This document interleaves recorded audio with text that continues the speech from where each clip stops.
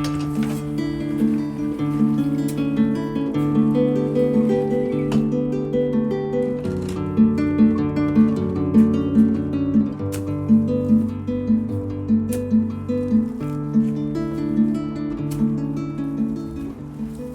find the garden has always really helped me in seasons of transition because it is always in transition, and it is also a deeply grounding and stabilizing force. At a time when I'm actively growing new life, I am doing that with the garden. Welcome back to Garden Studio. I'm Tessa Pinner, a designer and gardener in upstate South Carolina, Zone 8A. At the time of filming this, I'm about 33 weeks pregnant. In today's video, I wanted to share what I've prioritized in the garden while pregnant with a specific amount of relatively limited energy and what I have been finding to wear. So I feel it has been extremely valuable mentally and emotionally to stay involved in the garden, even when I didn't feel super well, even when I couldn't do as much. Here are a couple things that are true no matter what. Gentle movement is basically always good for you. Any medical expert will tell you you should keep moving while you're pregnant. You should not just stop and be sedentary. If you weren't moving before, you should start, but you should do it gently. When I went to my very first midwifery appointment with this pregnancy, the midwives asked me what I do for exercise, and I told them I garden. No, really, I do.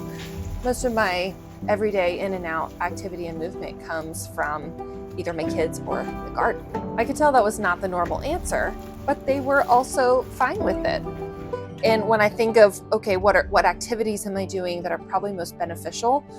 Number one would be the most ultra simple, just walking around the garden, wheeling the wagon or the wheelbarrow from place to place and getting steps in. And the second would be responsibly getting up and down off the ground. And this is also something that I do with kids a lot, but thinking about, okay, if I'm squatting, am I aligned? Am I doing anything to strain any of my joints or my back? Am I having good form? And that particular up-down movement is great for maintaining mobility and flexibility and strength in the lower half specifically, as long as you are doing it consciously. Most prenatal providers will do a series of lab tests at the beginning of a pregnancy to determine what might this woman need to supplement in order to have the most healthy baby she can have. And one thing they always check for is vitamin D. And my midwives told me specifically, at least in their practice, I'm not sure if this is true across the board, but in a relatively health conscious sector of women, almost without exception, everybody is deficient in vitamin D. If they're testing in the winter, those results get even worse.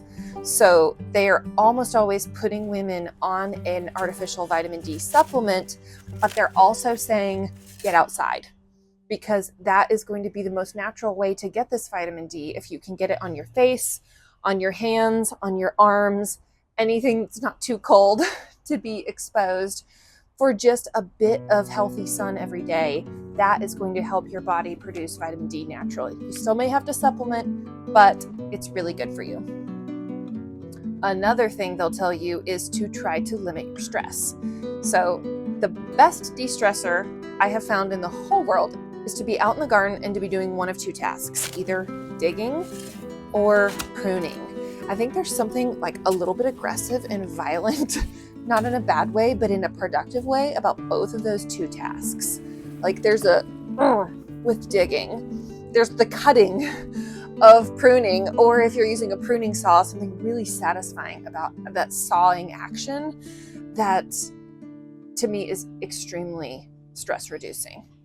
The season of pregnancy and early motherhood is all about nurture and care. Often we think about nurturing and caring for others, nurturing and caring for the people in our lives, for our children, even nurturing and caring for our gardens. And we don't think about nurturing and caring for ourselves as the source of the nurturing care. When you nurture a garden, it gives so much back to you that I am actually being nurtured. And I feel more cared for when I spend time in the garden. I have more energy, I have emotional resources that are actually boosted by working outside, by tending to plants, that boost my resources and ability to care for others. Overall, this is a very contemplative and inward time. I actually feel really lucky to be pregnant through the winter and be looking forward to giving birth to my baby in the spring with the explosion of all the other new life. When this baby arrives, what I'm able to do will change yet again. My capacity will change, my energy will change, but I will still be out in the garden. I may not be working for a while. I'll most likely be resting and just soaking it all in. How beautiful that the garden gives us a picture of those cycles. It gives us a place to have an embodied experience of these different seasons of our lives. Figuring out what to wear is always a trick when pregnant. And I am very tall, so figuring out to wear in general is hard. Figuring out what to wear for workwear in general is hard. I have done a video all about that when I wasn't pregnant, just sharing my strategies. And I'm going to piggyback on that now of what have I been able to wear in the garden while pregnant? What do I wear to work in? And some of it is the same, some of it is a little different, as you would imagine. I have not found any companies that make maternity workwear. Now, if you know of any, please leave them in the comments because I want to know. But the big names like Carhartt and Duluth, they don't make maternity clothes. So I have had to get creative with sizing up in a few things. So these are Carhartt overalls, which are super sturdy and great, and I just got a size bigger than I would normally wear, and they still fit at 33 weeks pregnant. I don't think they'll fit at 40 weeks pregnant. They're already let out. You can see the buckles are already let out all the way to give me the most belly room. But for the majority of the pregnancy, they work and they don't bind at the belly, which is awesome. My top tip number one would be get some really big overalls. They will be the most comfortable things, the most forgiving things, and give you the most belly room, even if they're not technically maternity. My tip number two is to shop the men's section at the thrift store. I just went and did this. I need a few things in a large size that aren't particularly precious. I don't actually care if they are a gorgeous fit. I just want them to be big enough. And when I'm done with them, I can re-thrift. So that's what I did. I went to the men's section and I looked for things that were 100% cotton or 100% linen or 100% wool. Those natural fibers are going to be something I'm really happy with wearing. I feel good in. Men's clothes are generally not cut with as much taper as women's clothes, and I don't have so much taper right now with a big belly. Depending on the cut, a men's medium or a men's large is going to be a great solution. And then again, I haven't spent a lot of money and I can re-thrift it when I'm done. It is much easier to find fitted underlayers. Tanks and t-shirts and layering pieces, those come all day long in maternity. It's the outer layers and the rugged layers I find that are a little more tricky.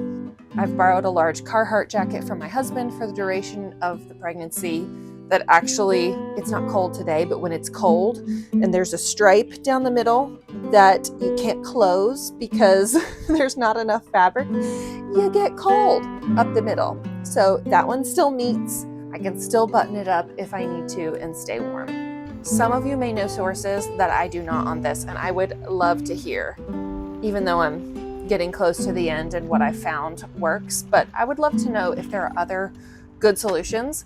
But the two best things that I found, again, are big overalls and men's shirts and jackets. Thanks so much for watching, and I hope you have a wonderful week in your own gardens. Happy gardening.